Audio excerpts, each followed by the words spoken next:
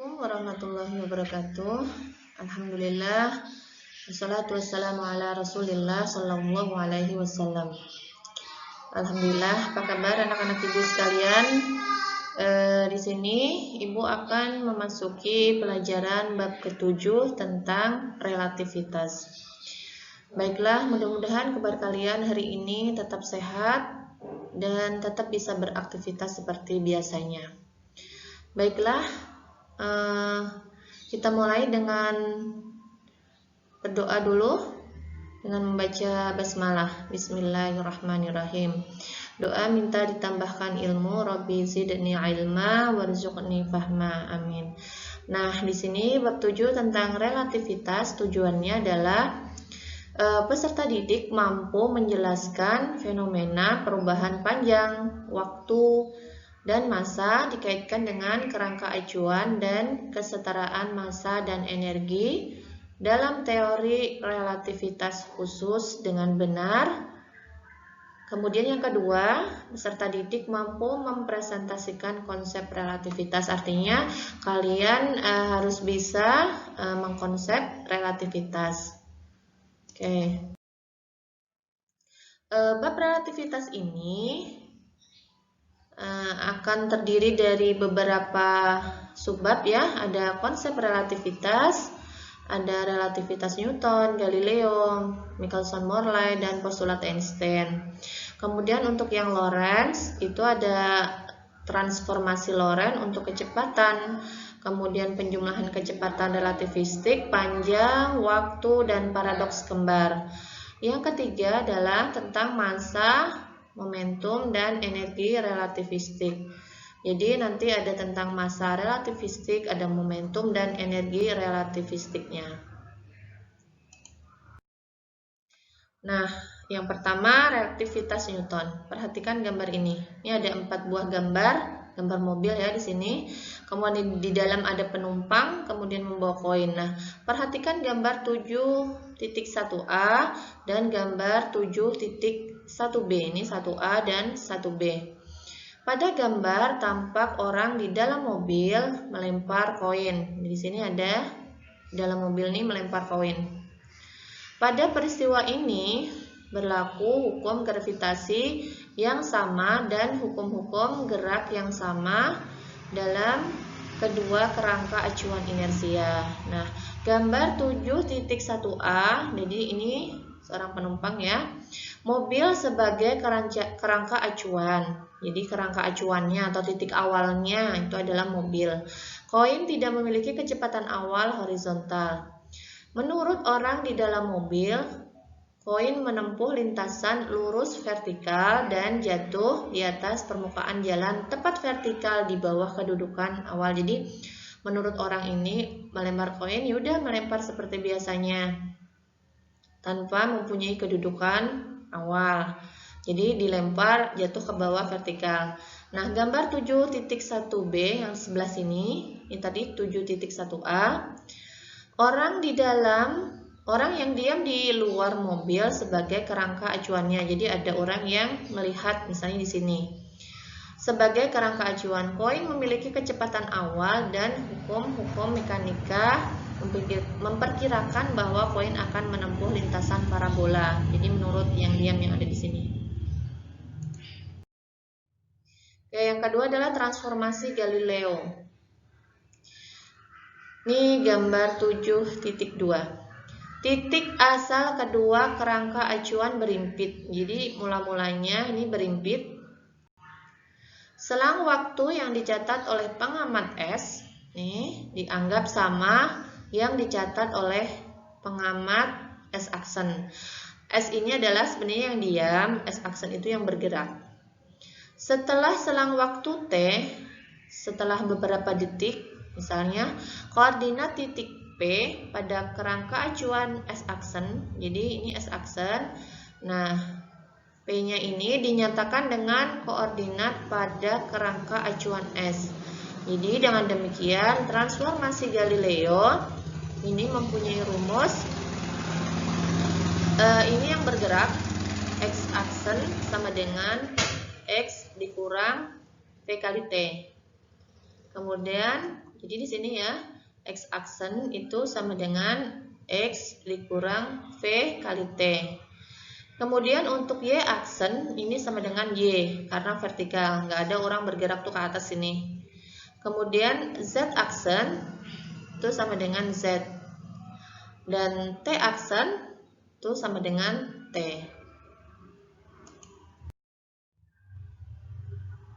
Berikutnya,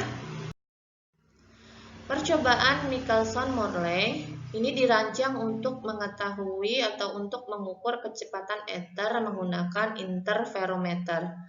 Ether yaitu medium perambatan cahaya sehingga dapat sampai ke bumi. Jadi percobaannya si Michelson dan Morley. Michelson dan Morley mengamati pola interferensi yang terjadi. Jika ether itu ada, ether itu semacam medium, akan terjadi pergeseran pada pola interferensi. Hasilnya menunjukkan bahwa cahaya dalam arah tegak lurus tidak ada perbedaan. Jadi mau tegak lurus mau horizontal tidak ada perbedaan cahaya itu. Jadi anggapan bahwa bumi bergerak terhadap ether itu tidak benar. Sebaliknya, jika ether diasumsikan bergerak bersama-sama dengan bumi, maka tidak sesuai dengan kenyataannya.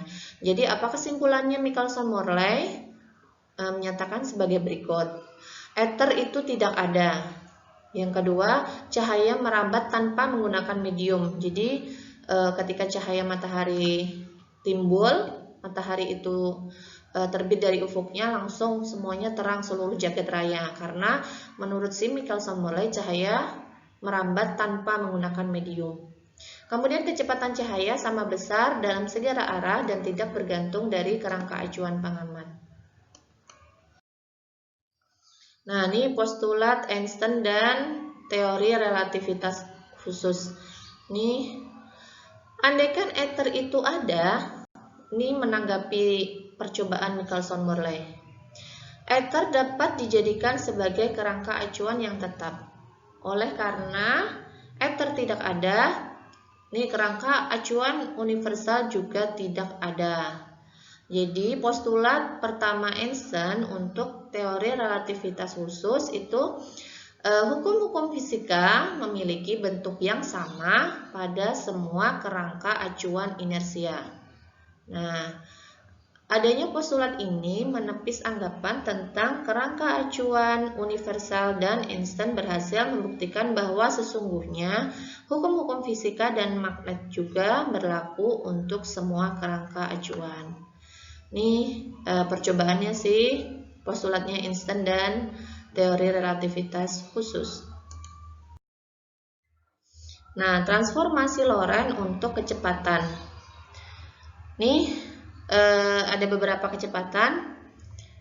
Kecepatan dapat diperoleh dari turunan. Jadi UX sama dengan U aksen X tambah V dibagi 1 tambah VUX per C pangkat 2 sama dengan U aksen. Jadi ini untuk yang diam, yang ini untuk yang bergerak.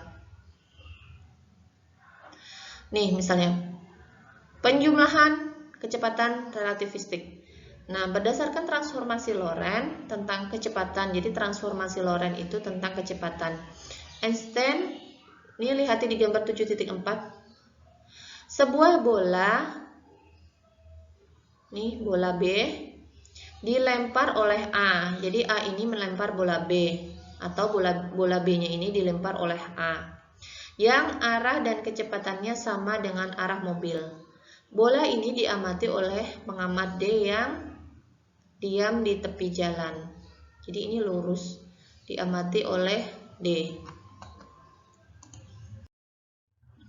Panjang relativistik nanti silahkan dibaca di bukunya Intan. L sama dengan akar 1 kurang V kuadrat per C kuadrat kali L0. L0 ini adalah panjang sejati, sedangkan L-nya adalah panjang relativistik. Panjang sejati bisa juga ini panjang mula-mula. Jadi untuk L0 per gamma. Gamma itu konstanta Laplace. Kemudian waktu relativistik delta T sama dengan gamma dikali T. T0 di sini ya, panjang waktu sejati. Jadi delta T sama dengan akar delta T sama dengan delta T0 per akar 1 min V kuadrat per C kuadrat. Untuk panjang ini sama dengan luas, tinggal mengganti dengan luas apa simbolnya? A. Berarti di sini A0. Kalau di sini volume, berarti di sini V0. Ya. Kemudian paradoks kembar. Paradoks kembar ini kejadian dua orang saudara kembar. Kejadian yang menarik dari pemuluran yaitu paradoks kembar. Sebagai contoh, ada dua anak kembar, Arya dan Genta. Saat berumur 25 tahun, Genta melakukan perjalanan ke planet. Jadi kembar Arya dan Genta. Saat berusia 25 tahun, Genta melakukan perjalanan ke planet Y. Dari bumi dengan pesawat yang kecepatannya mendekati kecepatan cahaya. Berapa kecepatan cahaya? Iya, 3 kali 10 pangkat 8 meter per sekon. Sedangkan Arya tetap di bumi. Jadi si Genta yang pergi ke planet, si Arya tetap di bumi. Saat Genta kembali ke bumi, Arya sudah berusia 60 tahun. Nah, cepat. Jadi Arya ini bertambah tua di bumi. Sedangkan usia Genta hanya bertambah 10 tahun. Karena menurut si Genta di planet tadi dia 10 tahun saja. Sedangkan menurut Arya usianya sudah 60 tahun. Hal ini karena proses biologi dalam tubuh Genta mengalami perlambatan. Jadi kalau kalian pengen awet muda, silahkan kalian pergi ke planet atau pergi ke bulan atau pergi kemana lah yang kecepatannya itu mendekati kecepatan cahaya. Menurut Genta, ia pergi selama delta T0. Akan tetapi menurut Arya, waktu pergi Genta yaitu delta T, jadi berbeda. Menurut waktu Genta, T ditambah delta T0. Tapi menurut waktu Arya, T itu sama dengan T ditambah delta T. Nah, beda. Kalau Genta tambah mula-mula, kalau Arya ditambah delta T selama dia berapa tahun pergi ke bulan.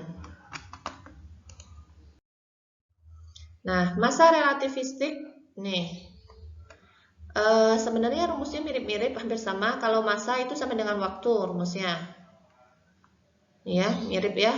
Atau untuk panjang, luas, volume sama.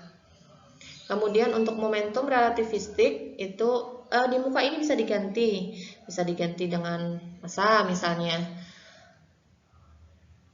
Momentum relativistik. Nah ini momentum itu P, rumusnya M kali V, jadi rumusnya ini.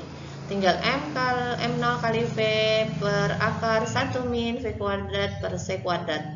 Kemudian energi tinggal mengurangkan energi kinetiknya sama dengan MC kuadrat. Ini yang punya Einstein dikurang M0 C kuadrat. Nah, contoh soalnya. Jadi di materi ini kita belajar satu bab. Sebuah benda mula-mula diam, lalu meledak, lalu meledak menjadi dua bagian. Setiap bagian memiliki massa diam 0,5. Massa diam pertama berartilah, kemudian 0,5 kali 10 pangkat min 12 kg bergerak dengan kecepatan 0,8, berarti V-nya 0,8. Hitunglah massa diam benda mula-mula. Energi total awal sama dengan energi total akhir. Ya. Jadi di sini M0C, ini rumus energi sama dengan nih ditambahkan. Jadi M0-nya, C-nya pindah ruas ya. Atau ini C-nya dicoret keduanya, dicoret, di sini coret. Atau di sini bisa dibagi C kuadrat tapi tetap habis nih. Jadinya M0 tambah M02 per akar 1 min V kuadrat per C kuadrat. Masukkan angkanya, hasilnya sekian. Nah, contohnya, ini yang relativitas Newton. Sebuah kereta api bergerak dengan kecepatan 120 km per jam. Jadi kecepatan keretanya adalah 120, kecepatan simbolnya V. Pada saat itu, Salim berlari di atas kereta dengan kecepatan 10 km per jam searah kereta. Searah. Dia berlari, berarti dia bergerak. Kalau bergerak berarti V X aksen atau V aksen X. Pokoknya bila ada aksen, ini artinya bergerak. Nah, pertanyaannya, berapa kecepatan Salim menurut orang yang berada di dalam kereta api? Berarti diam orangnya. Dan orang berdiri di stasiun. Nah, kalau yang menurut nih stasiun relatif diam menjadi kerangka acuan. Stasiunnya kerangka acuan terhadap kereta api. Dan kereta api sebagai kerangka acuan terhadap Salim. Maka kecepatan Salim relatif terhadap kereta api adalah V aksen X sama dengan 10. Nih 10, karena dia bergerak. Kemudian sedangkan kecepatan Salim terhadap stasiun Vx-nya itu tinggal VE, Vx sama dengan V ditambah Vx aksen. Berarti 120 tambah 10, 130. Kira-kira bisa dipahami nih, ini mudah aja. Nah, contoh yang lain. Partikel B bergerak terhadap A. Lihat, partikel A diam menjadi kerangka acuan. Jadi partikelnya A diam. Kecepatannya 0,8 C. Kecepatannya 0,8 C. Berarti kecepatannya adalah 0,8 C. Partikel C bergerak terhadap B dengan kecepatan 0,6 C. Berarti V aksen X-nya. Nah, yang ditanya tentukan kecepatan partikel C terhadap A. Partikel A-nya tadi adalah diam. Berarti yang ditanya Vx. Ya udah tinggal ditambahkan 0,8 ditambah 0,6 C. Nah, ada hasilnya 1,4 C.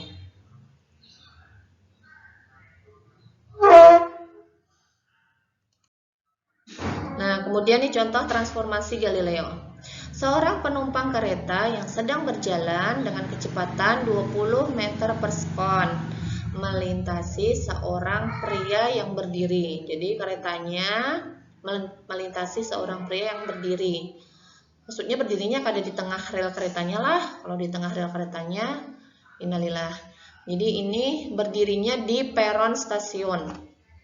Berarti waktunya T aksen sama dengan T sama dengan 0 di sini. 10 detik setelahnya berarti T-nya 10 detik.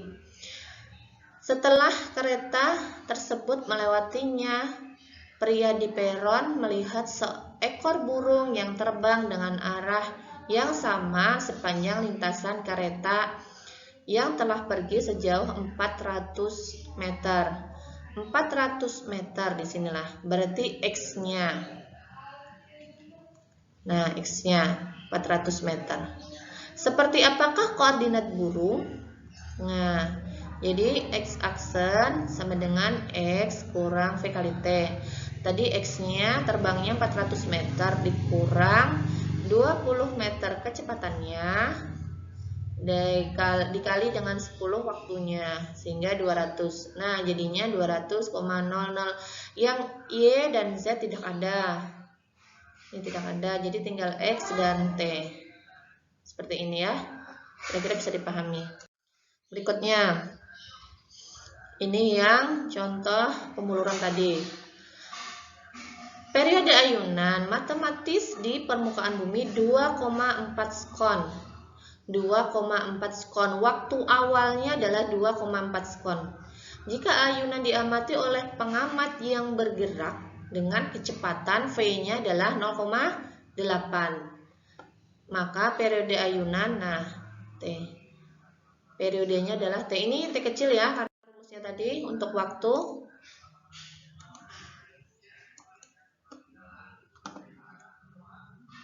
Nah, yang nomor 2. Berapakah kelajuan roket yang loncengnya berjalan 1 sekon terlambat dalam 1 jam relatif terhadap lonceng di bumi? Nah, di sini 1 jam waktunya ya. 1 jam itu berarti mula-mulanya. Berarti T0-nya adalah 3600. Kemudian, nih, kelajuan roket yang loncengnya berjalan 1 sekon, berarti waktu yang sudah berjalannya adalah 3600 ditambah 1, jadinya 3601. Nah, tinggal dihitung seperti ini. Yang ketiga, nih, si Arya dan Genta tadi. 2 anak kembar A dan B. Pada usia 20 tahun, A pergi berkelana dengan pesawat antariksa super canggih dengan kecepatan. Nah, usia awalnya adalah 20 tahun. Kecepatan pesawatnya adalah 0,6 C. Setelah 8 tahun, A kembali ke bumi. Jadi setelah 8 tahun, A kembali ke bumi. Menurut A dan B, A pergi selama titik-titik. Jadi ini, delta T0-nya adalah 8 tahun. Karena setelah 8 tahun kembali ke bumi. Kemudian dihitung 0,6 C. Sudah dihitung, akhirnya delta T-nya adalah 10 tahun. Berarti jawabannya adalah menurut A 8 tahun dan menurut B 10 tahun. Kemudian ini yang dilatasi panjang sama dengan volume sama dengan luas. Sebuah kubus memiliki volume 1000, volume mula-mula. Kemudian volume kubus tersebut menurut pengamat yang bergerak kecepatannya 0,8 C ini kecepatannya. Yang ditanya adalah ini terhadap kubus kecepatannya dalam arah sejajar, salah satu rusuknya adalah, nah berarti volume akhirnya. Jadinya dihitung 0,8 C, C-nya ini dikuadratkan dulu, 0,8 kali 0,8, 0,64. C kuadrat habis. 1 dikurang 0,64, 0,36. Akar 0,36 adalah 0,6. Jadi 0,6 kali 1600. Kira-kira bisalah. Sebuah roket diam di bumi panjangnya 10 meter. Panjang mula-mulanya 10 meter. Nah, ini rumusnya sama dengan volume tadi. Bila roket tersebut bergerak dengan kecepatan 0,8 C, kecepatannya, maka menurut orang yang diam, berarti L, panjang roket selama bergerak adalah, nah berarti panjang orang yang diam lah berarti panjang akhirnya. Jadi 6 meter.